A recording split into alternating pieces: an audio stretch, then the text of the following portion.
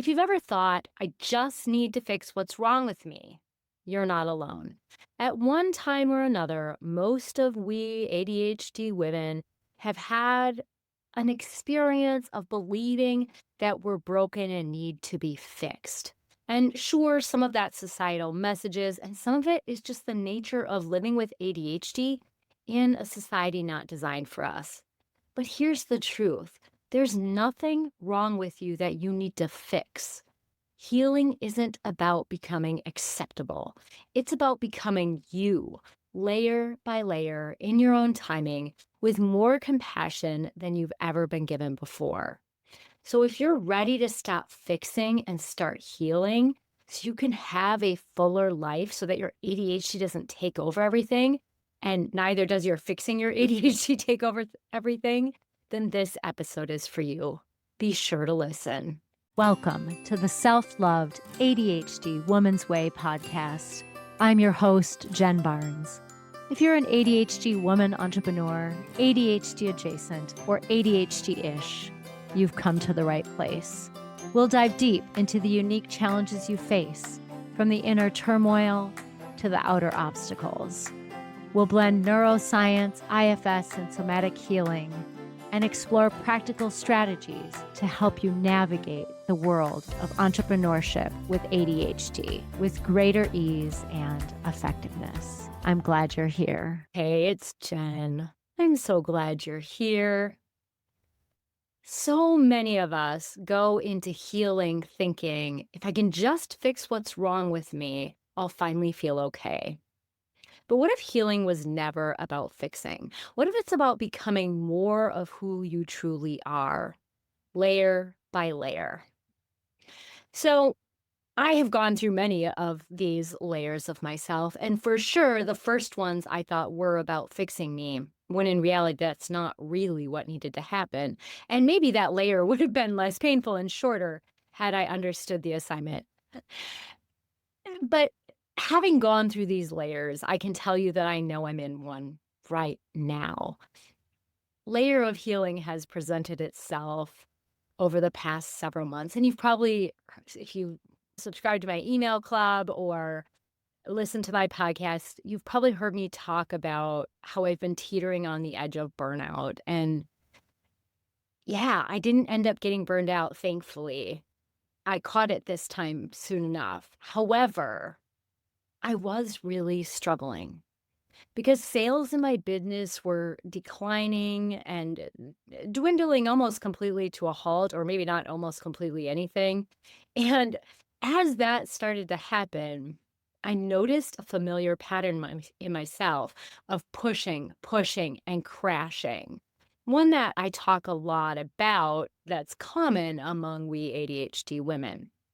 And when I started noticing this, and how I started noticing it was I was tired. I was having a harder time getting out of bed. I was like not interested in things I usually enjoy.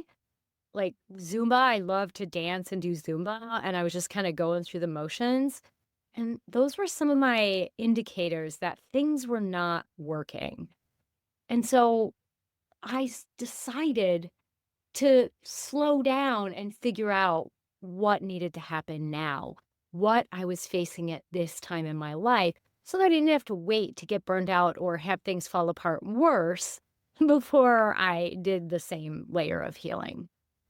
And I really did have to choose if I wanted to lean in or not. But having gone through this journey before and sometimes ignoring it, what I know to be true for myself and witnessing the journey of many is that oftentimes we get these hints of like, hey, this isn't working. Hello, not working. And that voice gets louder and louder.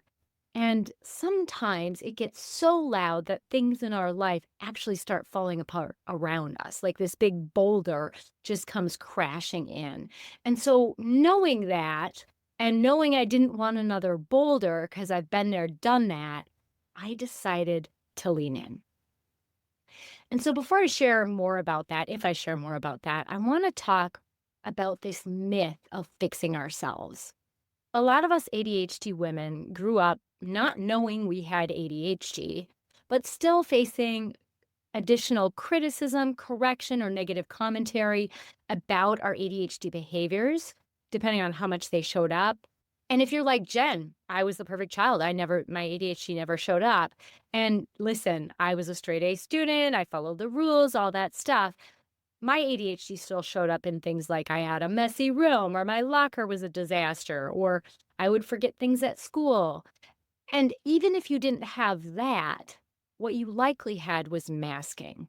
A lot of us masked our ADHD symptoms subconsciously, of course. Like a younger part of us was like, I'm not going to let this out. That doesn't feel like a good idea. And whether it was we initially got some criticism or correction or negative commentary ourselves and didn't want to keep receiving that, or we saw others around us, which was certainly my experience, getting in trouble for things that we maybe would have done also, we figured out how to mask. But then this all of this, whether it's the criticism, correction, negative commentary, or the masking through like people pleasing, over functioning, high achievement, perfectionism, all of it leaves us feeling like there is something wrong with us deep down. Like we're doing it wrong. We're not being the way that people need to be in society. We often carry this unspoken rule. If I just try hard enough, maybe I won't be wrong or even bad anymore. Maybe I'll finally get my shit together. But healing doesn't come from trying harder to be acceptable or liked. It comes from softening towards ourselves. So I've been thinking a lot about becoming. I am part of a Unitarian Universalist community, which is, I can't say the word church yet because my upbringing, like that word is just hard for me, but it technically is a church, but it's a lovely community of people coming together to be spiritual and fight for social justice and all the things that align with my values. And I had the opportunity this Sunday, actually, but by the time this airs, this would have been the past Sunday, to talk about something to the congregation because our reverend takes some breaks during the summer. And people suggested talking about like that moment in your life that changed everything for you. And as I reflected on that, I was like, there's just not one moment.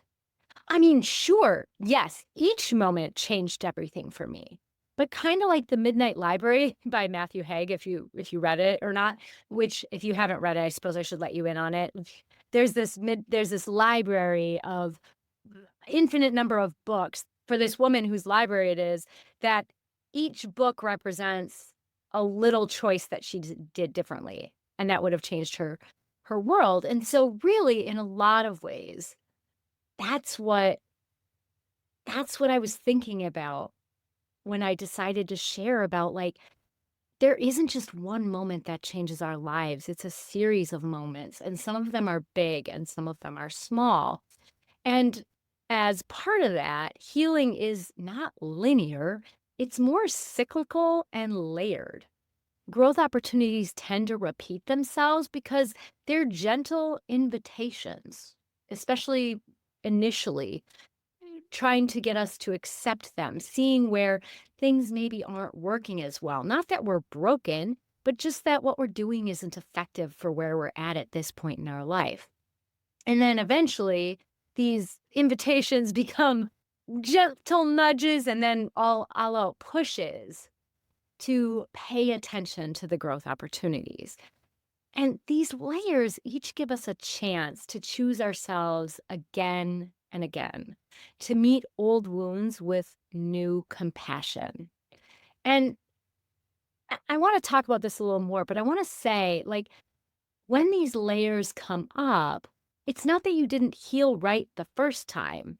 You just reached a new depth where more love and safety are possible. So, something I notice working with people for over 25 years in the field of mental health is that people bounce in and out, and even I bounce in and out of healing practices and therapy or coaching because sometimes we get to a place where we're like, okay, yeah, this is all right. Things are flowing. Great. Awesome.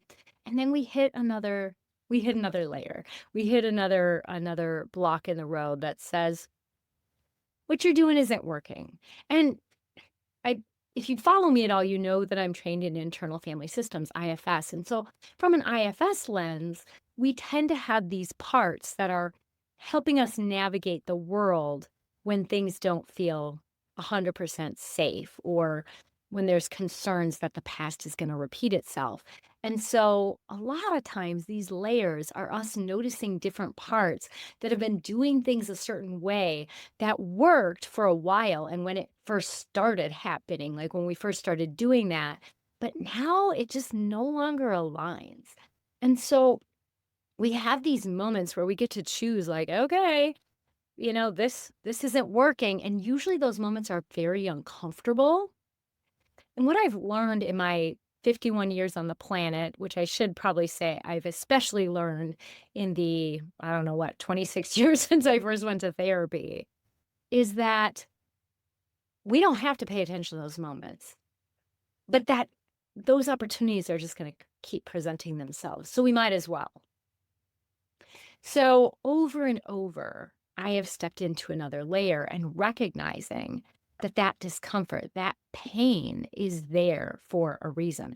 I've learned to greet the discomfort and pain with, I don't know if excitement is the right word, but maybe gratitude that, like, oh, okay, here's another layer, another way we can grow, which for me is meaningful because I truly believe the reason we are here on this planet is to learn and grow. I truly believe our souls came here to learn and grow in some way.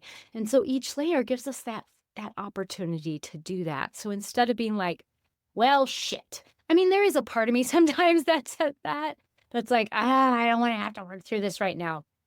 But this most recent time, it's been a very different kind of approach where I've noticed this layer bubbling up. And instead of being mad about it, I've been welcoming, almost saying, like, hey, let's do this because what I've been doing isn't working and I'm tired. And so I'm not going to say that this has been a comfortable few months for me. But what I will say is, as I work myself through what's before me, I can see how I am becoming more and more of who I really am. To do this, we often have to find a way to move out of shame. Shame is that old story that something is wrong with you. And Brene Brown talks about shame a lot.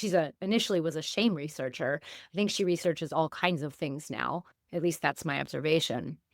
Her initial research was on shame, and a lot of us learned shame. I remember growing up in my Catholic school and with my neighbors who were Catholic and them saying things like shame on you as a way to get kids to behave differently, what they thought was better. And maybe it was better, but what we now know is that shame actually doesn't work as a form of discipline because it makes people feel so badly about ourselves that we tend to shut down or just be like, I'm bad anyway, who cares?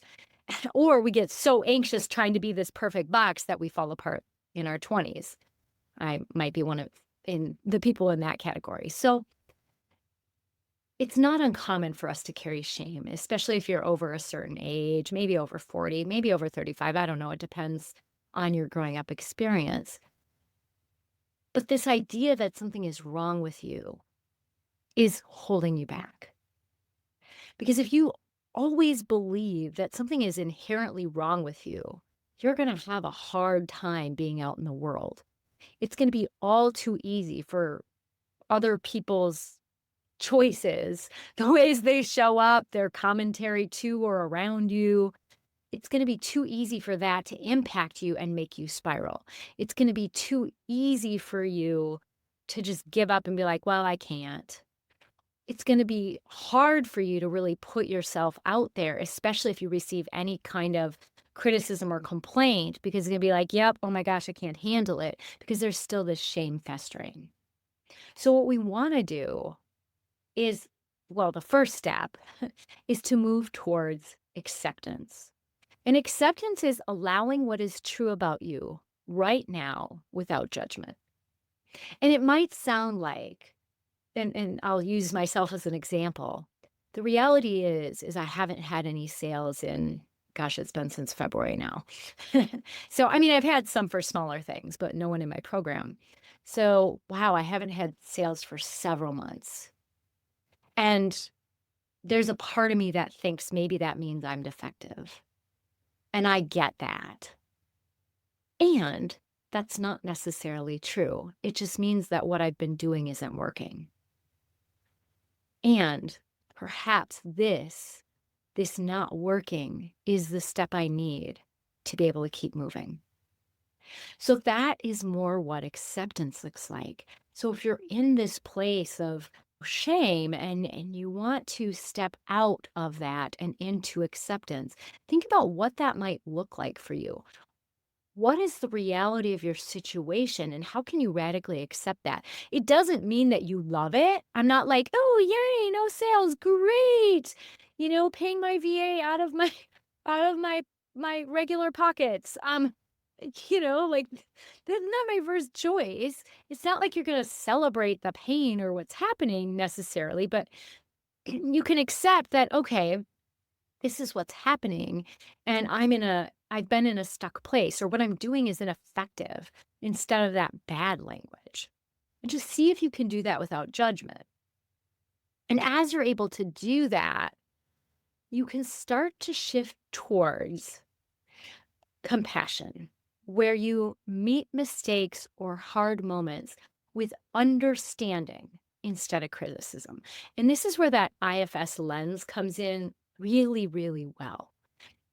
Because inside of IFS, we believe that all of us have parts, not like multiple personalities, like not DID or dissociative identity disorder. That's not what we're talking about. Though they do have separate parts, but they call them alters.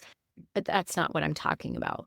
We all have parts of us that have different responsibilities. And some of those responsibilities are more extreme based on what they've been through. I have had some parts with really extreme messaging around scarcity, given some of how I grew up. And so then there's this cycle with money I can get into where it's like, I can't spend money on anything except things I absolutely need to live and breathe. And then, oh my gosh, but I deserve to have something enjoyable. And then that door opens and it's ridiculous. And when that does show up, instead of being like, that's bad or blaming someone, I mean, sure, we can get curious about the source and our story around it, and that can be useful sometimes to unravel how we got to that place. But a lot of times, eventually, it can be useful to say, like, oh, yeah, this part of me came by that cycle of scarcity and overspending. Honestly, it's just trying to help me the only way it knows how. And maybe for me, that's two separate parts that kind of battle it out and are polarized. That seems more likely. But that's meeting them with compassion because all of our parts, and if you don't believe in parts, all everything you've done has in some way, deep down, been a way to try and help yourself in the moment.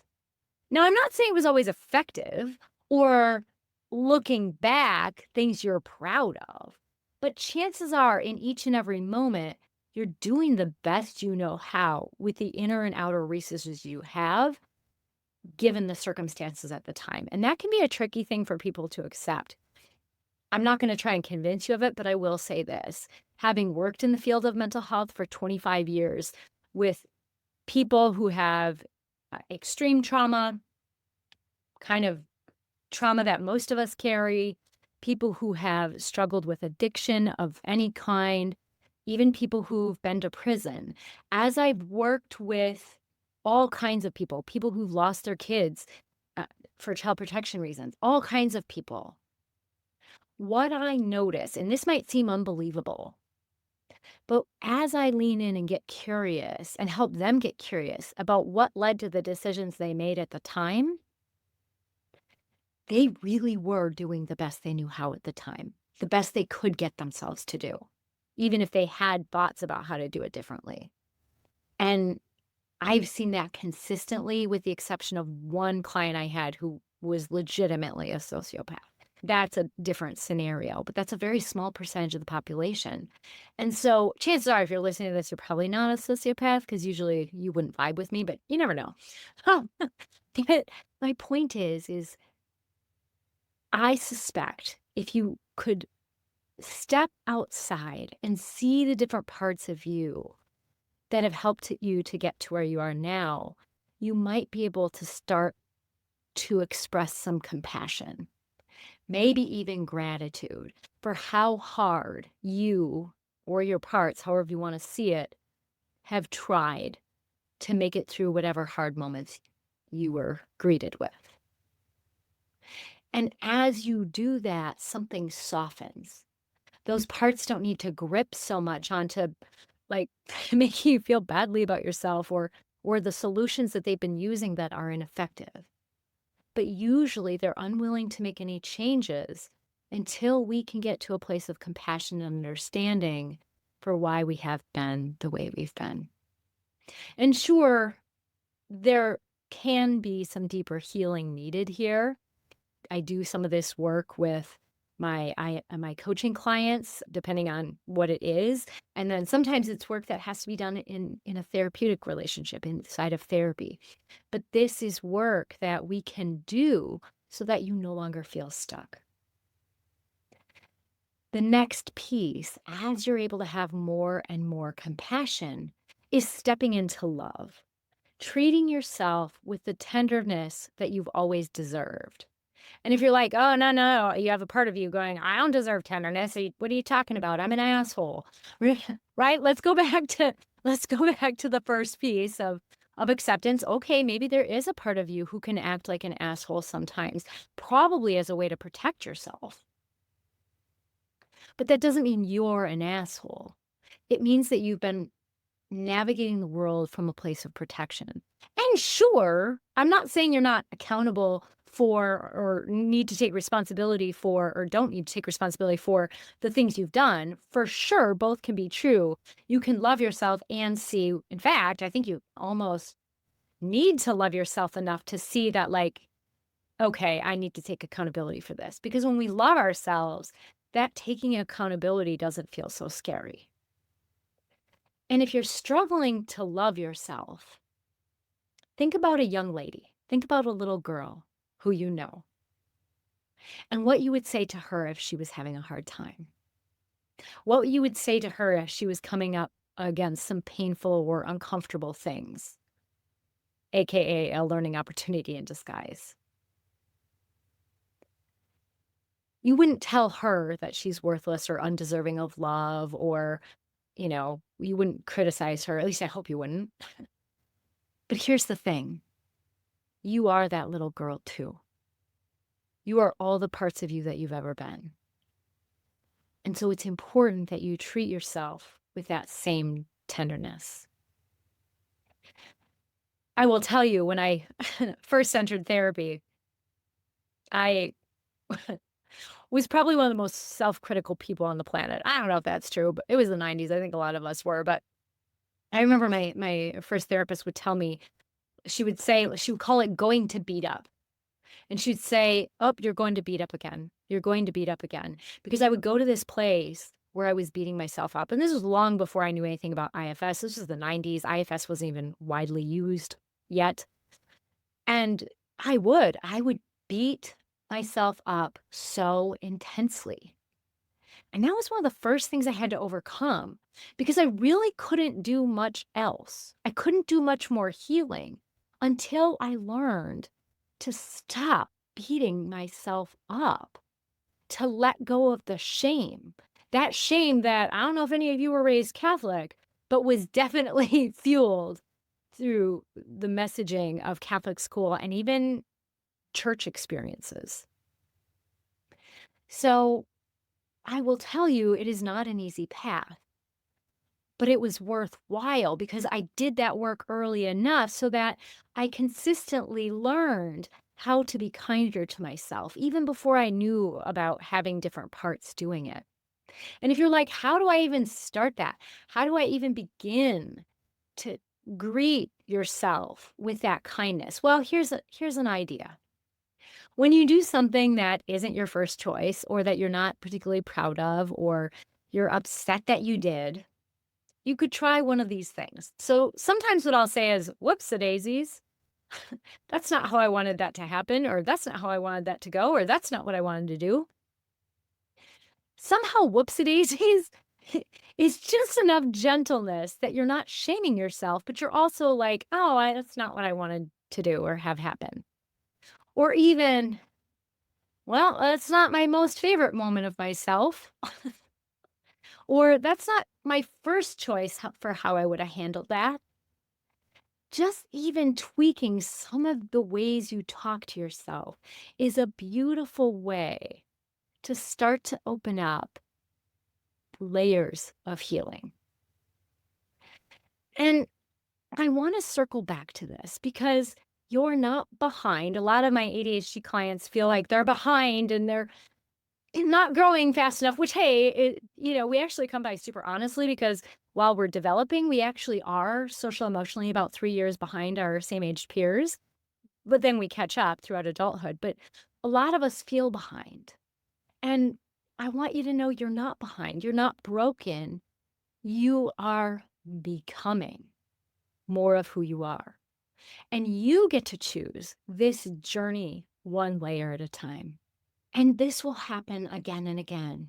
I've had so many layers of becoming in my life, whether it was my divorce, learning that actuarial science, like the exams was just too much for me. It was not something I could do with my ADHD. I didn't know that was why, but it was I just felt like too much at the time.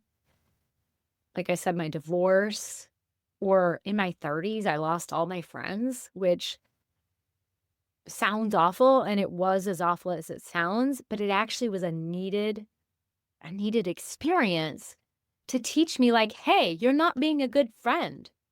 So that I learned how to be a better friend. And that paved the way because I chose that layer. I chose that way of becoming. That led to the way to some of the most amazing friendships I could only have imagined at the time. These true soul sisters where we have each other's back and we can laugh and cry together and heal together. All of these things are necessary to get to where we are. So instead of seeing as like, oh, I messed up in that point in my life, or oh, that was a bad point, that was bad. What if we shift the narrative and say, all these things made you who you are now?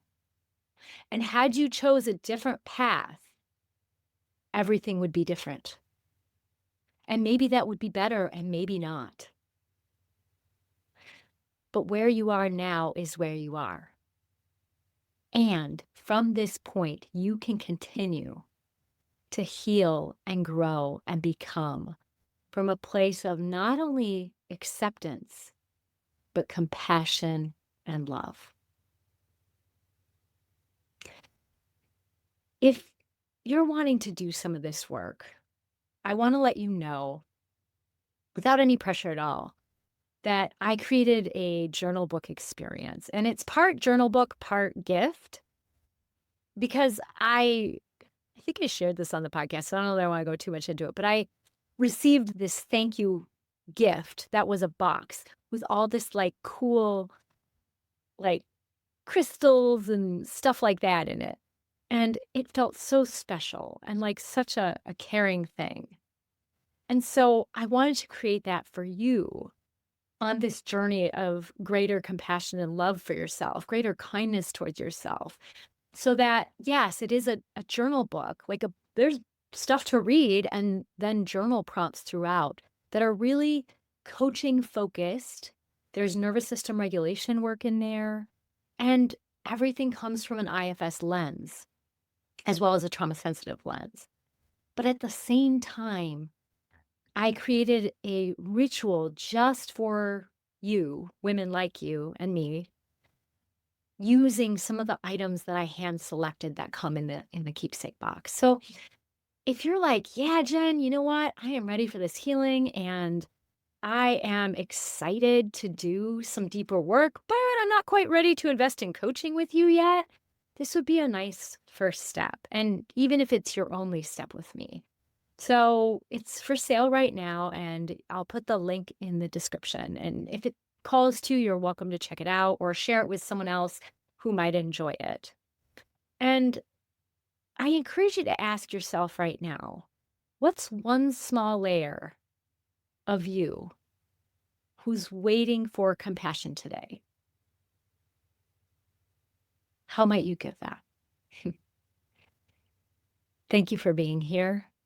If you're not following or subscribed already, I would love it if you followed and subscribed. And if you got something meaningful out of this podcast, please like and share for other ADHD women, because as you do that, you help support my work so I can keep doing podcasts and YouTube videos and the like to keep helping people like us. Thanks again for being here. Take care.